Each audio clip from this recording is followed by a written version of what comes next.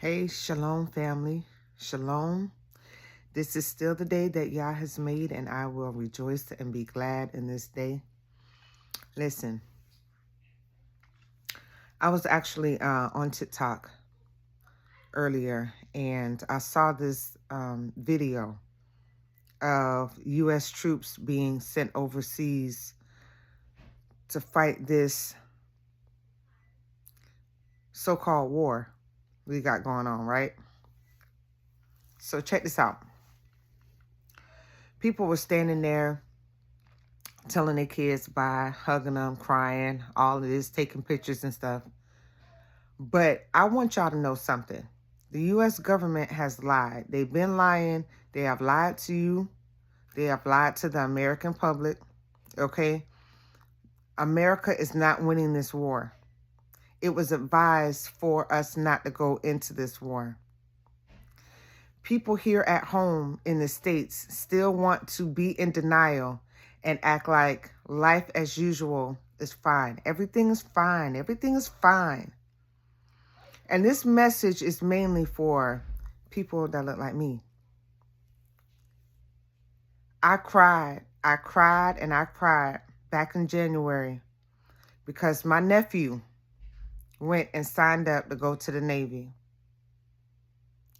And he said, well, auntie, I didn't really have a choice. Ain't no jobs. I'm just trying to take care of my baby, my family and stuff. I say, I understand, son. I understand. But what we are missing, as we see on our local everyday news, right? The same country that you say you're going to fight for and serve and protect for, these are the same people that are hanging Black people in trees in 2026. These are the same people that are killing Black men, women, and children, okay? Shooting them, letting dogs maul them in the face. Let's not act like we don't know where we live. Because right now, that's how I feel. I feel like my people don't understand that we are still in the land of our captivity. This was never our war. This was never our fight. We did not sign up for this. This is not what we are supposed to be involved in. So this is my message. If you have anyone in your family that you love and that you cherish, do not encourage them to go to the military. That is not a place anyone would want to be right now. The casualty count on the American side is so high, but you wonder why CNN, Fox News, and all these other news media is not telling y'all the truth. Because they don't want y'all to panic. They want y'all to keep feeding y'all sons and daughters to this meat grinding machine. That's all it is. They're not coming home. They're not going to make it back. That's just point blank. Well, if we pray and we just ask God to cover them, understand what I'm saying. When the message goes out, warning comes before destruction. Warning comes. Listen, don't get involved in this. This ain't got nothing to do with you. Basically, that's what the Most High is trying to tell his people in so many words. Listen, this is not where you want to be. Well, like I've heard different things like, I could be working at Walmart or be working on a regular job and something happened to me and then what? Okay, but you are not placing yourself in harm's way. When you take that oath and you swear in, that means you are going to abide by what these people tell you to do, whether it's right, wrong, or indifferent.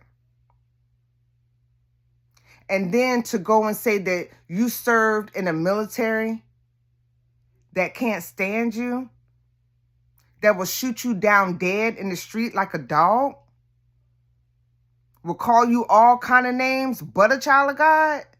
And these the people who, I'm fighting for freedom. I'm fighting for democracy. No, you're not. And I really wish that I had enough time to talk to my nephew and to explain to him, this ain't what you want, son. This ain't what you want. I have 3 sons of my own, and I have other nephews that are of age. And I forbid, I will not let my sons fight for a country that hate them. There's no way. Well, the opportunities, well, this and that, well, I can get a house at the end. Listen, they took black people through so much hell. Okay? Even back in the 1800s, they had them separate from the white soldiers when they fought in the Civil War. So tell me, how is that you fighting for your country? Y'all are on the same side, but the white soldiers are separated from the black soldiers. How'd that go? How'd that go in the 60s and the 70s? They didn't want to give black soldiers whatever GI Bill or whatever it was for them to be able to own their own home. They took them through all kind of crazy stuff. And then having to put up with the PTSD from the dealings of war, a war you should have never been a part of anyway. Listen, keep your sons and daughters home. The best thing to do, teach them how to farm, teach them how to grow their own food, teach them skills and different things that they can use in their everyday life. What they are doing and what is actually happening right now on the big scale, you don't want to be involved in. I'm telling you. My dad was in the military, in the Army, back in 81. Yeah. Stationed at Fort Knox. Okay. I grew up in the Army. Right? But that was a different time. That was a different day. It's not the same anymore. It's not the same when my cousins was in. It's not the same. This is like escalation 1000. When are we going to wake up? Wake up, black people. Wake up. When are we going to wake up? And then before you know it, man, I wish so-and-so would have never went. Oh, man, you know what I'm saying? Now we got to bury so-and-so. All because we felt like we were in a desperate situation and this was the only way out. And I know all the conditions created that. The low jobs, not being able to keep a job, find a job that would pay enough, okay, to help take care of you and your family. I get it. I get it. But the whole point of the military is to sucker you in.